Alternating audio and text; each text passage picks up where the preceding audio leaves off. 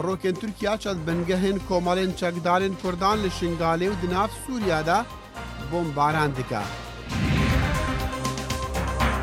لە ئۆپراسیۆنە غەزەبا ئەلفوراتدا دەهان گوندên دۆرا ڕەقە ji destê Daeş tên rizgarkirin. û îro 25 salvegera damezrandina pişka Kurdiya dengê Amerîkaya li Washington.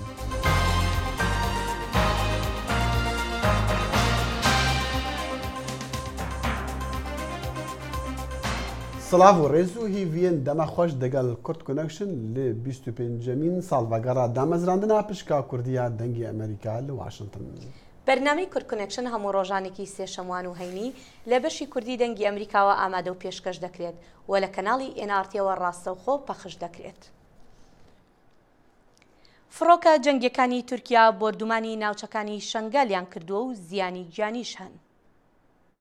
بارگایەکی بۆ هێزەکانی پێشمەرگە بۆردمان کراوە 4 پێشمەرگە شەهید بوون و لەگەڵ ئاسایشێکی شەهید بوون و برینداریش هەیە. دیارە بۆردمانەکەش هەندێک شۆینتری کردوتەوە وەکو بڵێن جێگایەکی پیرۆزی ئێزیدیان مەرقەدێکی ئێزیدیان لە گەلی کرێسی پێڵێن لەو ناوچانە. جگە لەوەش لە هەندێک بارگایە پەژەی داوە پێدەی داوە لە دیوی ڕۆژاوە ئێمە ئاگامان لە زیانەکانی ئەوەندانیە. وەزارەتی کاروباری پێشمەرگەی حکوومەتی هەرێمی کوردستان لە ڕاگەاندنە نووسراوەکەیدا دەڵێت ئەم کێشە و گرفتانە هەموو لە ئەنجامی بوونی پەکەکەیە لەو ناوچەیە، بەڵام جەباریاوەر تێبینیدانی لەسەر ئەو ڕاگەاندنەی وەزارەتەکەی ڕەت دەکاتەوە. یعنی بۆ بەنە فاق نینە پێشمەرگەی یە بێشەیە پێیکێ بۆ فاق نینە بۆ نامە کێ ئینسانی کورد ئینسانێکی ێزی بکوژێت بۆ وانە ئۆخرا مافێکی دەبینن بۆ خۆ سەرکەوتن دەبینن وەگە فاجەتی ناخن نافێزی کوردیدا هەموو یەک دەبینن. هێزەکانی کوردی سووریا دەڵێن بۆردومانەکانی تورکیا لە ناو سووریادا نێوەندێکی میدیایی و ڕادیۆیەکی خۆجەیی و بارگاکانی سەرکردایەتی لەشکری لە هەرێمی حەسەکە گرتوتەوە. وەک سەرچاوەکان ئاماژەی پێدەکەن زیانی گیانی هەن، بەڵام هێشتا ژمارەیەکی پشتڕاستکرا و بڵاو نەکراوەتەوە. فەرماندەیەکی هێزەکانی هاوپەیمانان لەگەڵ فەرماندەکانی پەکەکە سەردانی شوێنی بۆردومانەکەیان کردووە. و ده قۆناغاچارە میا ئۆپراسیۆنە غەزەبا ئەلفورات دەهان گوندên دۆروبەرە ئەڕەقە ji destê Daeş hatine rizgarkirin ji bo agahiyên pêtir peyanderê dengê Amerîka li Kubanê digel qomendarekî operasyonî axiftiye. Bi destkeftنê nû û rizgarkirina gelek gundên stratêjîk qonaxa çaremîn ji operasyona Xezeba Firatê ji bo rizgarkirina Reqê berdewam e. Di çarçoveyê qonaxa çaremîn da hêzên Sûriya Demokratîk Hesedê ev gund û herêm rizgar kirin. Kubiş el-Xerbî, Kubiş el-Şerqî û Miltenek, Mezraet Tişrîn, Mişêrfa Bakur û ya Başûr û gundê Hezîmeyê stratêjîk. Her wiha bi dehan mezrae û gundên biçûk jî hatin rizgarkirin. Di daxuyaniyekê da Hesedê belancoya 12 rojên dawî ji operasyonê ji raya giştîra ragihand. Têda ziyana gogihîşt Daişê diyar kir. Li gorî daxuyaniyê got 300 û 11 çekdarên Daişê hatin kuştin û gelek çek û cebelxane jî hat desteserkirin. Her wiha hat ragihandin got 3 şervanên Hesedê jiyana xwe ji dest dan. Gundên gohîna operasyon hîn dewam dikin, hevalin hat wê derê dimeşin hîn xelas nekirine. Xulwa Ebêdê, Holo Ebdê, Ebarayê, Galtayê, Tilsadadê, Sekeriyê û gundê Mezraa Eloyê. Piştî 12 rojan ji destpêka qonaxa çaremîn roj bi roj şervanên Hesedê ber bi bajarê Reqava diçin û çekdarên Daişê dem bi dem hewldana êrişan dikin ji bo sekinandina pêşketina operasyonê. Dilsozronî fermandarê qonaxa çaremîn ji dengê Amerîka ra diyar kir got şervanên wan hişyarin ji van êrişan ra û dê operasyon dewam bike ta pêkanîna armancên xwe. İrhabî Daeş hez kir carê dê hêzê xwe nîşan me bide, işte em dikarin yên we bişkînin. Yên bi şeklî berfere ji şeddadê heptanî tabxeyê êrişek kirin li ser hêzê me. Ewan difkirîn ku hêzê me hemî guranê xwe tabxa danîne li derdê Reqê danîne cihêdî belkî me gafil bigirin. Tavê me nîşanê wan da em wek hêzê Sûriya Demokratîk hemî demê li her derê ji bo hemî êrişên weke terorîstî Daeş em amade ne. تێزانین گۆ هەسەدێ di sêzdeyî vê mehê da qonaxa çaramîn ji operasyona Xezeba Firatê dest pê kir û armanca vê qonaxê rizgarkirina hemî gundewarên Bakurê Reqayê ye. Mehmûd Balî dengê Amerîka, Bakurê Reqa. کۆریای باکوور وەک سیئۆڵ دەڵێت ساڵیادی دامەزراندنی لەشکرەکەی بە مانۆڕێکی گەورەی چەکی ئاسایی دەکاتەوە. ئەم مانۆڕەش هاوکاتە لەگەڵ لەنگەرگرتنی ژێردەریاییەکی موشەکهاوێژی ئەمریکا لە کەناری کۆریای باشوور. گومانەکان زۆر بوون سەبارەت بەوەی کۆریای باکوور شەشەم تاقیکردنەوەی ناوکی خۆی بکات یان تاقیکردنەوەی تری موشک لە 85مین ساڵیادی دامەزراندنی لەشکریدا ئەنجام بدات. و لێ بیرەوەریا قڕکردنا ئەرمەنیان بە دەستی هێزن ئیمپراتۆریا عوسمانی دەهان هەزار کەسان لە ئەرمەنستانê du خۆپێشاندان کرد ji bo rizgirtinê lê qurbaniyan. Serok Sergisyan û serokê Kenîseya Ermeniyan lê pêşiya xۆpêşandanan bû lê meydana bîreweriya qurbaniyan. Ermenî roja qirkirinê lê 24 meha Nîsana 1915 bi cinosayidê bi nav dikin lê Tirkiye haşa dike ku ew hewlek rêxistî be ji bo jinavbirina gelê Ermenî. Ji wî rojê were heta sala 1923 milyon û nîv Ermenî hatin kuştin, derxistin, eşkencedan û bersîkirin.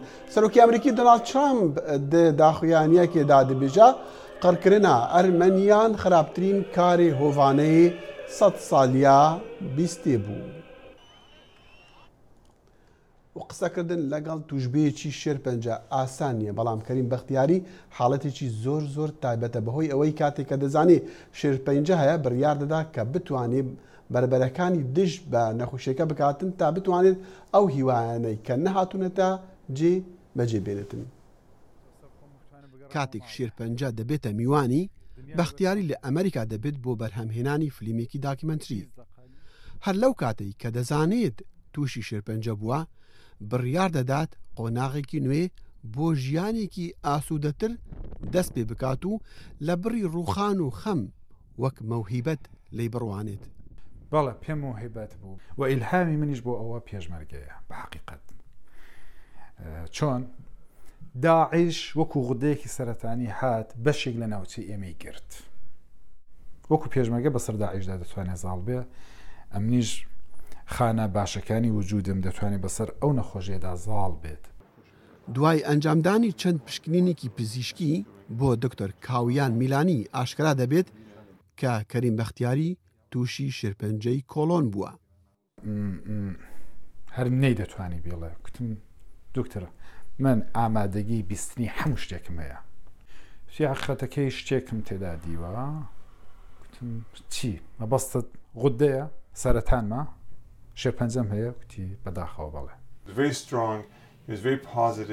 دکتۆر کاویان بەڕەچەڵک لە بەهایەکانی ئێرانە و بەهۆی ئەنجامدانی چەند چالاکیەکی مرۆییەوە لەگەڵ کەریم بەختیاری ئاشنای یەکتر دەبن. لا دکتۆر کاویانم پرسی کاردانەوەی بەختیاری چی بوو بۆ ئەو هەواڵە ناخۆشە؟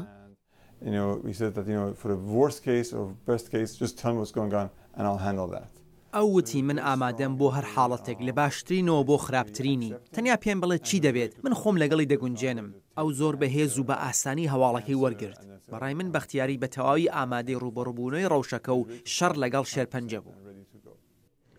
لە ویلایەتە یەکگرتووەکانی ئەمریکا هەموو ساڵێک 150,000 کەس تووشی شێرپەنجەی کۆلۆن دەبن. ئێستا زیاتر لە 1 ملیۆن توش بوو چارسەرکراون. دیارە کەریم بەختیاری یەکێکە لەو توشبوانە کە بەخت یاوەری بووە لەوەش زیاتر بڕوابوون بەخۆ بۆ زاڵبوون بەسەر نەخۆشیەکەدا یارمەتیدەری پزیشکەکەی بووە بۆ ئەنجامدانی نەشتەگەریەکی سەرکەوتوو.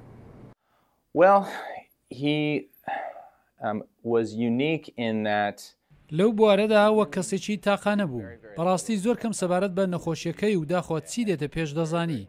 بەڵام ئەو لەگەڵ پێشنیاری ئێمە زۆر بیرێکی کراوەی هەبوو. هەستێکی ڕاستەقینە و ڕەویشتێکی باشی هەبوو. لەم کاتە سەختەدا بەختیاری بیر لەو شتانە دەکاتەوە کە هێشتا بۆی جێبەجێ نەکراون لە ژیانیدا. بۆیە بیر لەوە دەکاتەوە کە هێشتا پێویستی بەوەیە بژیت. ئەمە ئامانجی بوو. هیواش تاکە چەکی بوو. بەڵام ئیرادەی بەهێزی لەوەدا بوو چۆن لەو تەنیاییەدا دوور لە خێزانەکەی و کچەکەی ئەو چەکە بەکار بهێنێت. زۆر بە گۆرانی کوتن بە هەستێکی زۆر خۆشەوە کە من دەچم دەگەڵی بە شەڕیان ئەوەش بەشێکە لە شەڕ.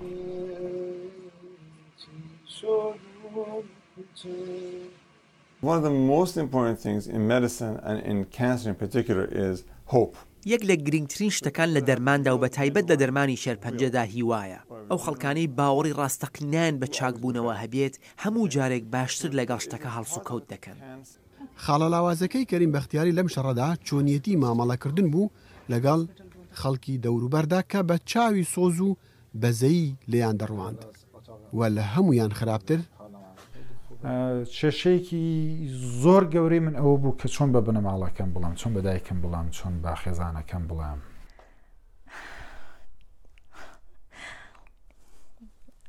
هر بار که بهش فکر میکنم چی بگم، اون لحظه که من متوجه شدم فقط هەر کات بیری لێ دەکەمەوە چی بڵم، هەستم کرد کە جەڵتە لێم دەدات، هەستم بە ئیفلیجی کرد وەگەوە بوو بەشێک لە وجودم قرتا بێت، هەستی کەسێکم بوو بربڕی پشتی قرتا بوو، ئیفلیج بووم، نازانم چەند سانیە چەند دەقەی پێچوو تا هاتمەوە سەرخۆ، لە ناکاو لە ناخمەوە هاوارێکم کێشا، لە قوشبنێک ڕۆنیشتم و کەسێکی لە ڕاستیدا نێوقەدی پسابێت، بە خۆم گوت چی بکەم، بەدبەخت بووم.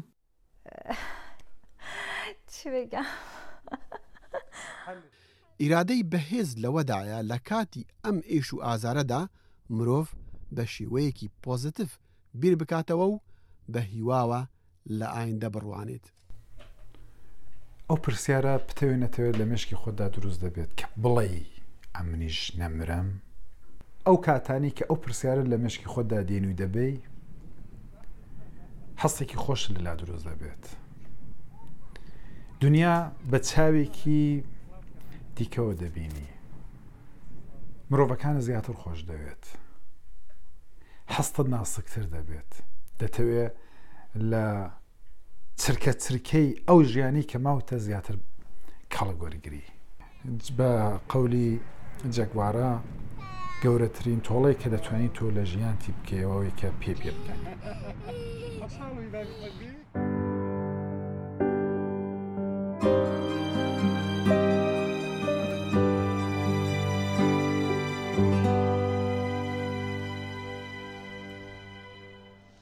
25 ساڵ بەر لە ئێستا و لە 25 مانگی چواری ساڵی 1992 لە پاش شەڕیکەندا و بەشی کوردی دەنگی ئەمریکا دامەزرا و بەم شێوەیە دەستی پێکرد. This is the Voice of America. The following program is in Kurdish. Vera Washington دەنگی ئەمریکا خوشک و براین هێژا ڕۆژاوە خۆش بێ. برنامه کردی جدنگ امریکا هر روی چاخی جوار بلاف دبه. ایرو 26 ماه نیسانیه سال 2004 کردی هم بر 1992 روزا یکمین بلاف کرنا دنگ امریکا به زمان کردی. دمجمیر واشنطن پایتخت امریکا 11 شویه هم بر 7 صبح لروج هلاتا ناوین. دست پیکا برنامه کردی جدنگ امریکا کام زانبن چبویر و رودان لدور جهان دبن دوی دمانوچهی خوندنا خلف زیباری و هومر دیزایی.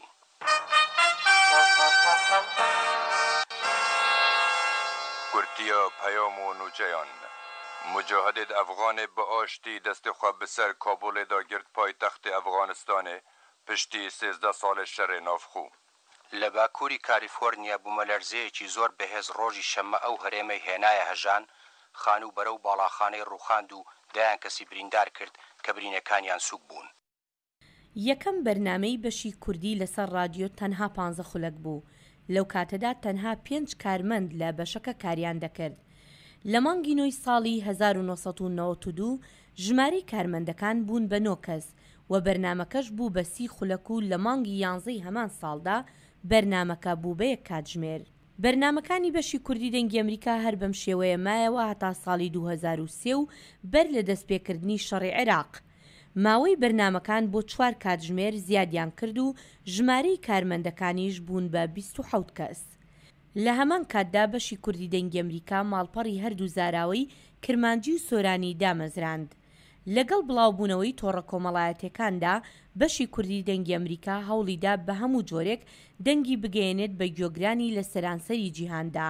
لە ئێستادا جگە لە ماڵپەڕەکان بەشی کوردی دەنگی ئەمریکا 2 پەیجی فەیسبوک بە کرمانجی و سۆرانی و 2 تویتەری هەیە لەگەڵ یوتوب و تێلیگرامیشدا. لە ساڵی 2012 دەستکرا بە پەخشی بەرنامەکانی رادیۆ بە ڕێگای تەلەڤیزیۆن و لە هەمان دەمیشدا بەرنامەی کورد کۆنێکشن دەستی پێکرد و لەسەر ماڵپەڕ بڵاو دەکرایەوە.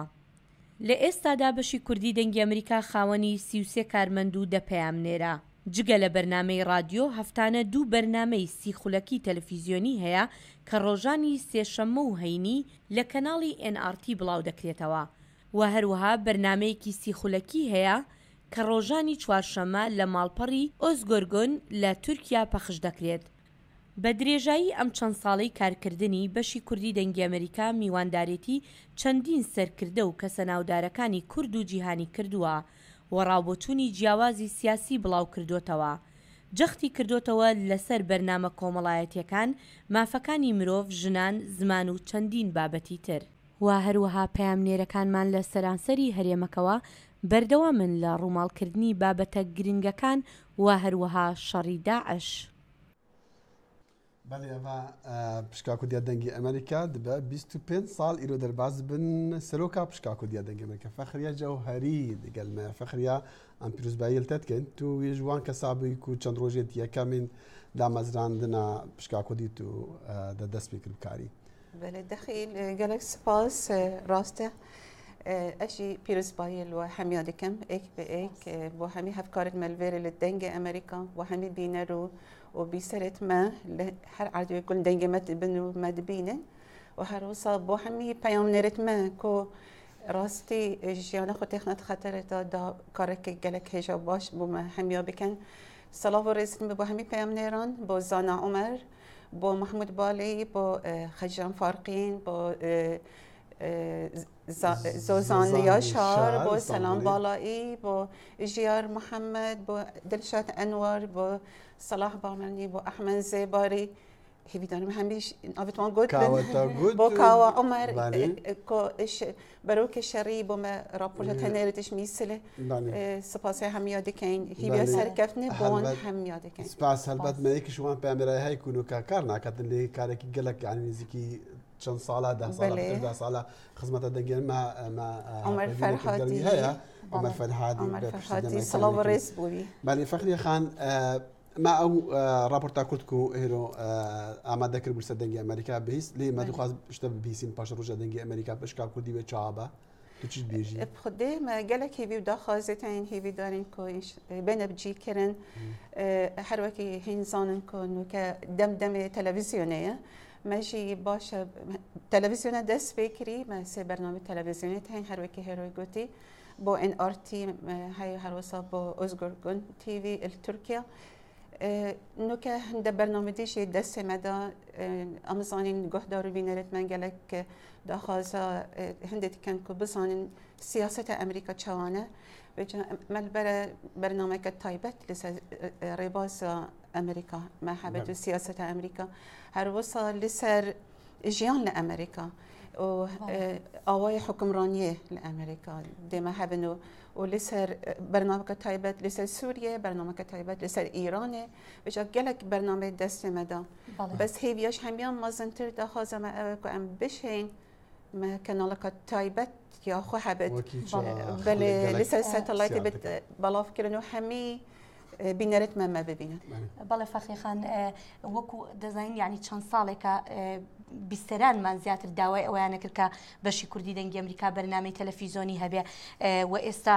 دەستمان بۆ هەنگاوە کردووەکو باستان کرد بەڵام تا گەیشتن بەم ئاستەنگەکان چی بوو لە بەردەمتان؟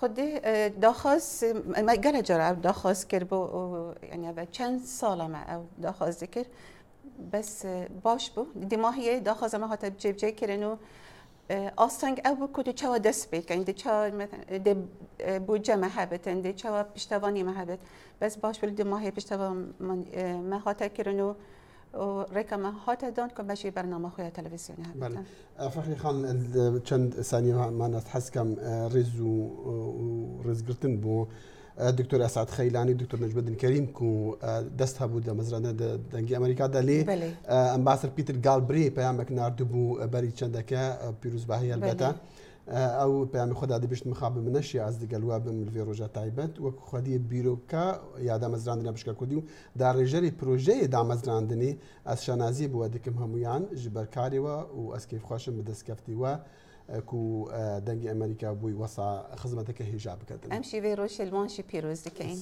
Gelek spas. Faxiriye Cewherî spas. Gelek spas baş. بەڵێ خۆشەویستان هەروکو باسمان کرد بە بۆنەی ئەمیادەوە ژمارەیەک پیرۆزباییمان بۆ هاتووە و یەک لەوانش سەرۆکی پێشووی بەشی کوردی دەنگی ئەمریکا عومەری شێخموس لە پەیوەندیەکی ئیلکترۆنیدا پیرۆزبایی کردووە و سەرۆکی پێشووتر هۆمەری دزەیش پەیامی پیرۆزبایی ناردووە.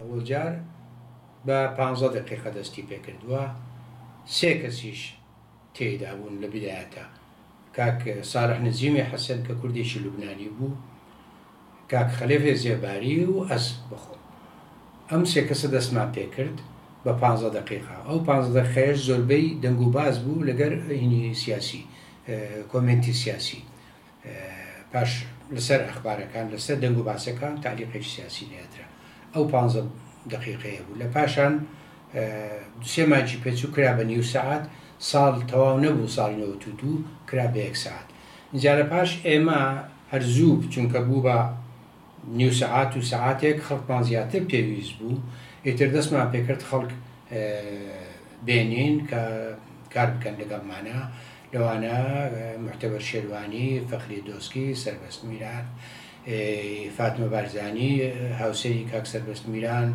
حەیدەر کەریم ئیتر چەند کەسێکی کەش ئەمانە هاتن وردە وردە دەستمان پێکرد و توانیمان هینەکە بکەین هەتا شەڕی سەدام و ئەمریکا و هاوپەیمانەکان ڕوویدا ساڵی 1000 ئەو ساکە بوو بە 4 هین بوو بە 4 ساعت پەیامی من هەر هەمان پەیامی ڕۆژی 24 دووی ساڵی 1942 کە دەنگی ئەمریکا کرایەوە VOA ئەو پەیامە لەلایەن یەکەم بێژەر بڵاو کرایەوە کە بە ئینگلیزیەکەی دەڵێ The news may be good, the news may be bad, we shall tell you the truth. جا پەیامی من هەر ئەو پەیامەیە باوەڕ ناکەم هیچ ئاڵوگۆڕێکی هاتبێتە سەر هیوادارم کە دەنگی ئەمریکا بەشی کوردی پەیڕێوی هەمان پەیام بەڵێ هەر بە بۆنەی ساڵیادی دامەزراندنی بەشی کوردی دەنگی ئەمریکا پەیامنێرمان سەلام باڵایی سەردانی خەلەف زێباری کردووە. خەلەف زێباری یەکێکە لەو کەسانەی کە هەر لە سەرەتای دامەزراندنەوە لە بەشی کوردی دەنگی ئەمریکا کاری کردووە و ڕۆڵی بەرچاوی هەبووە لە پێشخستنی بەشەکەدا و لە ساڵی 2013 خانەنشین بوو. و پەیامنێری هەری بە عەمر عمر فەرهادی شێخی پەیامنێران تێناسکردن نزیکی 15 ساڵان ڕیپۆرتەری دەنگی ئەمریکا بوو لە هەولێری خزمەتاوی کریژە دەنگی ئەمریکارا تم بەرچاوە بە هەلکەفتە 25 ساڵیە دەنگی ئەمریکا پشکا کوردی کامێرەیە کورد کۆنەکشن سەردانە مالاوی کردبوو. ئەو دەستگایە کە دەستگایکی سەر بە حکوومەتی ئەمریکایە معنای ئەوەیە بایەقدانی ئەمریکایە بە بارودۆخی ناوچەکە ئەوە بوو ناوچەی دژەفرینیان دانا و بڕیاریان لەسەردا بۆ ئەوەی فڕۆکەکانی ڕژێمی سەدام نێتەوە سەر ئەو ناوچانە ئەوە خەڵکەکە ینی بڵێن دڵخۆشکەریەکی پێوە دیار بوو کە ئەو بەشەکراوە لە ساڵی 2000ەوە هەرچی ئەوم پێسپێردرا لێرە لە هەوشاری هەولێریانە پارێزگا هەولێر بووم بە پەیامنێری بەشی کوردی رادیۆ دەنگی ئەمریکا لە مانگی 4 و گرێبەست ڕێکەوتین یەکەم راپۆرتیشم لە 11/5/2000 بوو بە دەنگیش خۆم راپۆرتەکەم ماوە لای خۆم لە ئەرشیفەکەم حفزم کردووە دواترین راپۆرتم کە ناردوومە بۆ بەشی کوردی دەنگی ئەمریکا لە مانگی تشرینی یەکەمی 2015 بوو لە 5دا سەرەتای کارکردنمان لە وەکو پەیامنێری دەنگی ئەمریکا لە هەولێر تۆمارکردنی دیمانەکانمان بە ڕیکۆردەری کۆنەکان بوو بە کاسێت ئێستاکە زۆر لەوانە ماوە دواییان ئەوە بوو کە کارمان پێکرد دەنگەکە تۆمار دەکراوە کە داهاتی نێمە لە سنتەری ئاسیا هەبوو بە تەلەفۆن قسەمان دەکرد لەگەڵیان ئەوان لەوێوە دەچوونە ستۆدیۆ ئەمە گەر چاو پێکەوتنکمان لەگەڵێکە کردووە دەنگەکەمان بۆ لێدەدا و بە سەماعی تەلەفۆنەکە ئەوان لەوێ جوانی دەبوو تۆماریان دەکرد کارەکەمان ئاسان نەبوو بەڵام بۆ دوایە کە خەتی ئینتەرنێت ئەوانە کراوە لە کوردستان بە لاپتۆپ و بە کۆمپیوتەر و بۆ شتانە کارەکە ئاسانتر بوو سایتی خۆیان هەبوو تۆمارمان دەکرد دەنگەکە مۆنتاژیشمان دەکرد اینجا دەمان نرد وێنەش دەنێن ئێستا خۆتان ئەو کار لە ساڵیادی دامەزراندنی بەشی کوردیدا پەیامنێرمان لە سلێمانی لەگەڵ ژمارێک لە گوێگران و بینەراندا قسەی کردووە کە باز لە کاریگەریەکانی بەشی کوردی دەنگی ئەمریکا دەکەن. لە 25مین ساڵیادی دامەزراندنی بەشی کوردی دەنگی ئەمریکادا چین و توێژە جیاوازەکانی شاری سلێمانی باز لە ڕۆڵی بەشی کوردی دەنگی ئەمریکا دەکەن لە گەیاندنی زانیاری وەک سەرچاوەیەکی باوەڕپێکرا و هاوسەنگ و بێلایەن. سکرتێری لقی سلەیمانی سندیکای ڕۆژنامەنووسانیش ئەم جۆرە باسی لە کاریگەری و ڕۆڵی دەنگی ئەمریکا کرد. ڕادیۆیەکە بێلایەنانە بە پێئیتی ئیشی خۆیەکات هەواڵە گوازێتەوە بە شێوازێک لە شێوازەکان کە تەرەفگیری پێوە نەبێ ئەوەی کە با بڵێن لە بینی هەموو خەتەکانە ئیشەکات کارم هەموو خەتەکانیانی ئێستا کە لە سلێمانی و پەخشەکە وەکو ڕادیۆ لۆکاڵەکانی ئێمە نییە کار بۆ سلێمانی بکات. ڕۆژنامەنووسێکیش دەنگی ئەمریکا بەداهێنەر وەسف دەکات. یەکێک لە گرنگترینە و خاڵانی کە دەنگی ئەمریکا لە کاریگەری هەبووە لەسەر میدیای کوردی بەشێکی گشتیەوە بوو کە دەنگی ئەمریکا یەکەم جار شێوازی هەواڵی بادینی و سۆرانی هێنایەنەوە میدیاوە کە شتێکی تازە بوو دواتر لە دوای دەنگی ئەمریکا میدیاکانی تریش بە هەمان شێوە کاریان کردەوەیە هەم لە ڕووی کوالیتی و هەم لە ڕووی کارکردنەوە لە ڕووی داهێنانی میدیایەوە دەنگی ئەمریکا گرنگێکی زۆری هەبووە. هاوڵاتیانیش لە شەقامدا ڕای خۆیان هەیە لەسەر بەشی کوردی دەنگی ئەمریکا. بەتەئکید کەناڵێکی تەلەڤیزیۆنی سەتەلایتی بێ زۆر ئیجابیترە و زۆر زیاتریش خەڵکی متابعەیەکە و هەم خەڵکی ژەزانێکە دەنگی ئەمریکا و کاتەکە سوود و قازانجەکانی خۆی چیە بۆ خەڵکی. بۆ هەندێک لە کەسانی ئەکادیمی تایبەتمەندی دەنگی ئەمریکا ئەوەیە کە دۆسەی گەندەڵی ئاشکرا دەکات و بە دوواداچوونی وردی ڕۆژنامەوانی هەبووە. یەکێکم لەو کەسانی کە بە بەردەوامی ئیشەکانی ئەبینیم بڵاوکراوەکانی ڕۆماڵکردنەکانی ئەبینم دوانیوێتی کە گەندەڵیش دەربخات گەندەڵەکان بخاتە بەرچاو بتوانێت کە ئەو دەنگە داخراوانی کە هەمانە بیدەری بخات و خزمەتی گەلی کورکە و کورد بناسێنێت. مامۆستایان لە شاری سلەیمانی کە ماوەی 3 مانگ لەسەر شەقام خۆپیشاندانیان ئەنجامدا و بەردەوام دەنگی ئەمریکا ڕووماڵی ڕاستەوخۆی هەبوو لەو بارەیەوە ئەمەش وای کردووە مامۆستایان دەنگی ئەمریکا بە هۆکاری گەیاندنی دەنگی خۆیان بزانن. دەنگی ئەمریکا ڕۆڵێکی باشی بینیەوە بۆ ئەوەی کە ئەم معاناتانی مامۆستا لە هەموو بوارەکانی سیستەمی پەروەدا بگەێنێ بە دەرەوەی وڵات. ئەمەش کاریگەریی باشە بۆ لەسەرەوەی کە شارێک دروست بێت لەسەر بەرپرسانی وەزارەتی پەروەدا بە تایبەتی وها بە شێوازی گشتی لەسەر بەرپرسانی حکوومەتی هەرێمی کوردستان تاوەکو تا ڕادەیەک بەدەم داواکاری مامۆستایان و هەروەها پەروەردەوە بچن.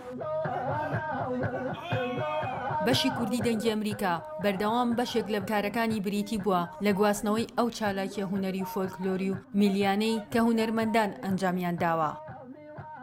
لە ڕێگەی لایڤەکانی بەڕێستانەوە یا لە ڕێگەی گواستنەوەی چالاکیەکانی ئەمەوە لە شوێنانەوە دواتر پەیوەندیمان پێوە کراوە دەستخۆشیمان لێ کراوە ئەوە خۆی لە خۆیان گەیاندنی کار و چالاکیەکانی ئەوە بووە ینی سنوورەکانی گواستەوەنی بە تایبەتی کوردانی تاراوگە و خەڵکانی دەرەوە زۆر لە ڕێگەی بینینی لایڤەکانی ئێوە بە چالاکیەکانی ئەمانزانی و دەستخۆشیان لێکردن. بەشی کوردی دەنگی ئەمریکا بە زمانی کوردی و بە دوو شێوەزاری جیاواز پەخشی بەرنامەکانی لە رادیۆ و بەرنامە تەلەڤیزیۆنی و وێبسایت و سۆشیال میدیا دەکات. سکرتێری لقی سلەیمانی سندیکای ڕۆژنامەنووسان دەڵێت هیوادارین کە ئەگەر گوێ لە پێشنیارەکانی ئێمەی کورد زمان بگرن چ بە کرمانجی چ بە کرمانجی خوارویانی سۆرانی یان بە هەورامیە بە هەر شێوەزارێکیش بێت ئەگەر بتوانن سەتەلایتێک بکەنەوە ڕۆژی بە سەعاتێک بە 2 ساعتیش بۆکو سەرەتا جێگی خۆشبەختی میلەتی کورد. لە 25مین ساڵیادی بەشی کوردی دەنگی ئەمریکادا خەڵکی ئومێدی زیاتریان بەم بەشە کوردیە هەیە ئەوان دایان خواست و دایان پرسی لە هەمان کاردا کەی بێ بەشی کوردی دەنگی ئەمریکا کەناڵێکی تەلەڤیزیۆنی تایبەت بەخۆی بکاتەوە کە نەک دەنگی کوردان بەتەنها بەڵکو ڕەنگیشی لە ڕێگەی تەلەڤیزیۆنێکی ئەمریکی بە زمانی کوردی بە جیهان بگات. ژیار محەممەد دەنگی ئەمریکا سلێمانی. سپاس بۆوان هەموو گوهدار و بینەرین پیرۆزباهی گەهاندنەمە بێ هەلکەفتە پیرۆز و ئەم سڵاو ڕێزان بۆوان دامەزرێ نەران گشتین و دەست دەنگی ئەمریکا پشکا کوردی دەستپێکری پیرۆزبایی بۆ تۆش هێرە کاتێکی خۆش خدا حافظ.